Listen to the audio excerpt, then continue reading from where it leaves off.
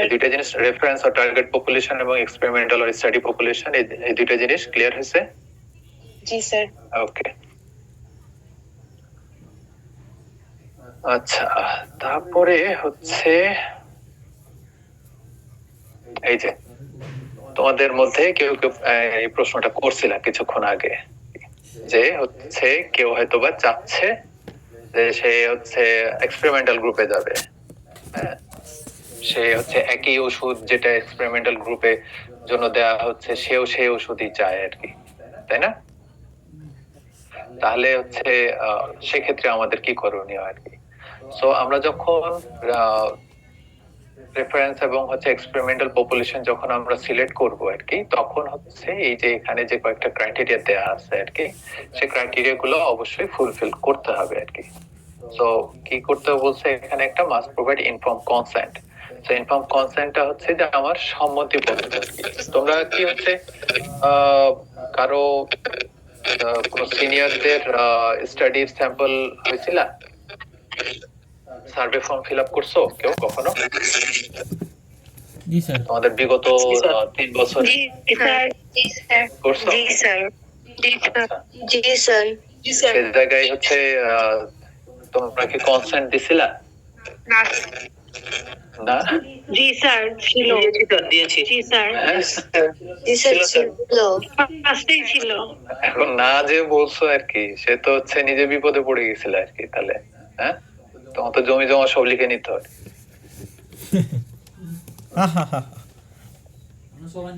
ওকে, so কে কে পড়ে হচ্ছে sign করছিলা?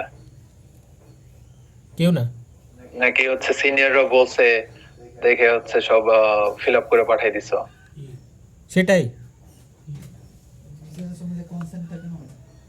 ওকে, সো এখানে যেটা হচ্ছে যে must provide inform consent, inform কনসেন্টটা অবশ্যই থাকতে হবে এবং হচ্ছে কনসেন্টে আচ্ছা কেউ একজন বলো তো হচ্ছে কনসেন্ট যেহেতু তোমরা দিছো বললা আর কি, কনসেন্টে কি কি ছিল? কোন আইডিয়া আছে?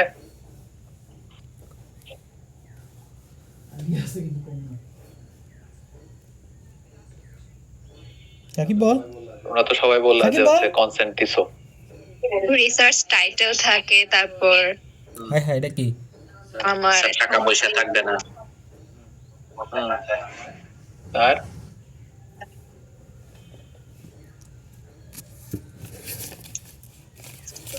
কেন করতেছে স্যার এটা উল্লেখ থাকবে স্যার, কি কি তার বেনিফিট এবং তার কোনো মানে মানে ইফেক্ট করবে, মানে তার কোনো ক্ষতি হবে কিনা স্যার? এটা কাইন্ড অফ হচ্ছে রিস্ক এন্ড বেনিফিট বলে। টাকা তুলে ফেলার উইথড্রল একটা বিষয় থাকে যে হচ্ছে আমি যে কোনো সময় হচ্ছে আমার পার্টিসিপেশন এখান থেকে রিমুভ করে নিতে পারবো। এখানে আমি বেনিফিট কি কি পাবো, যে হচ্ছে আমি যদি একটা হচ্ছে কনসেন্ট ফর্ম বা একটা সার্ভে ফর্ম ফিল আপ করে যদি আমি পাঠাই, তাহলে বড় ভাই কি খাওয়াবে? বিষয় কি এরকম আছে? না স্যার। না স্যার, ক্লাসে এসে দিয়ে গেছে আর এই সবাই করে দিয়ে আসবি আর কি, এর মধ্যে জোর জবরদস্তি ভয় ভীতি দেখানো হয়েছে নাকি? হ্যাঁ দেখাইছে। দেখানো হয় না, সবাই নিজ ইচ্ছায় দিয়েছে আর কি, তাই তো? বিনিময়ে হচ্ছে কোনো খাবার দাবার পাও নাই? না স্যার। না স্যার। যে বিনিময়ে যে কোনো খাবার দাবার পাবা না আর কি, সেটা কি উল্লেখ করা ছিল? স্যার হ্যাঁ স্যার, ওটা উল্লেখ ছিল। ওটা উল্লেখ ছিল? জি স্যার। ও আচ্ছা, তাহলে ছেলেপিলের বুদ্ধি ভালো আছে। আচ্ছা, খাবার দাবারের যে বিষয়টা হচ্ছে যে অনেক সময় হয় কি যে আমরা যখন কোনো পার্টিসিপেন্ট রিক্রুট করি তখন এটা একটা ইথিক্যাল ইস্যু আর কি, যে বড় রিসার্চ গুলো যখন হয় তখন দেখা যাচ্ছে যে পার্টিসিপেন্টকে যদি হচ্ছে এসে পার্টিসিপেট করতে হয় কোনো স্টাডিতে আর কি, তখন সেই ক্ষেত্রে হচ্ছে তার সময়ের একটা রেমুনারেশন দিতে হয় আর কি আমাদের। হ্যাঁ, সো বিষয়টা হচ্ছে এরকম যে সে তার মূল্যবান সময়টা তোমাকে দিচ্ছে এবং সে তার মূল্যবান সময়ে তার হয়তো বা অন্য কোনো কাজও থাকতে পারতো আর কি, তার অন্য কোনো প্রোডাক্টিভ কাজ থাকতে পারতো যেটা সে ফেলে তোমার কাছে আসছে আর কি। তো তার তোমার স্টাডিতে পার্টিসিপেট করার জন্য যাতে তার কোনো রকম ফাইন্যান্সিয়াল লস যাতে না হয় আর কি, সেটা আমাদের অবশ্যই মাথায় রাখতে হবে আর কি। তার কারণে কোনো কোনো স্টাডিতে যদি বাজেট ভালো থাকে আর কি, তাহলে সেখানে ধরা থাকে যে হচ্ছে তারা এই বেনিফিট তাকে দিবে, হয়তোবা সে 1 ঘন্টা তার ডেটা কালেকশনের জন্য লাগবে, তাহলে সেই ক্ষেত্রে তাকে হয়তোবা 3,000 টাকার একটা রেমুনারেশন তারা দিবে।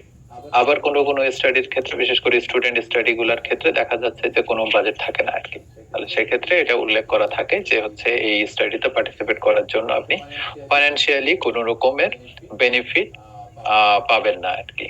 হ্যাঁ, তো এটা উল্লেখ করা থাকে আর কি। তো এই ধরনের জিনিসগুলা সাধারণত হচ্ছে ইনফর্ম কনসেন্টে থেকে থাকে আর কি, এবং হচ্ছে কনসেন্টের সময়ও হচ্ছে স্টাডির শর্তগুলা কি কি সেগুলা তো থেকে থাকে, এবং এই সবগুলাতে হচ্ছে সে এগ্রি করে সে তার কনসেন্টটা দিবে আর কি।